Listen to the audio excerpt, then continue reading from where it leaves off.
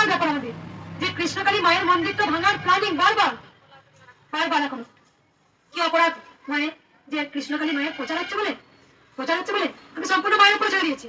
দেখি না, অনেক পরীক্ষা যে দিলাম, অনেক দিয়েছি পরীক্ষা।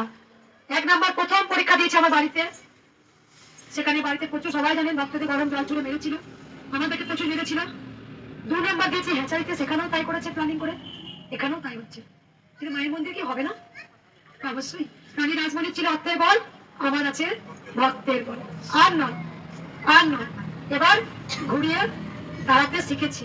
যেদিন প্রথম মায়ের মন্দিরটা ভেঙে ঘুরিয়ে দেবো বলে এসেছিল, সেদিন ভক্তরাই কিন্তু ঘুরিয়ে দাঁড়িয়েছিল। এখনো তাই, কিন্তু একটা কথাই বলবো, যদি সনাতন ধর্মে আঘাত করে, একটা মন্দির যদি ভাঙচুর হয়, এবার কিন্তু ভক্তরা পুরো কিন্তু খেপে যাবে। সেদিনকেও খেপে গিয়েছিল তখন। এখনো যদি ভক্তরা বলে, এখন আমাকে এতটাই ভালোবাসে, তারা বলেছে যে যেখানেই মা আপনি যাবেন, সেখানে আমরা সব জায়গাতেই যাব, কারণ আমরা মায়ের মন্দির চাই। কি ভক্তরা? তারা আমাকে প্রচুর ভালোবাসে, আমি জানি।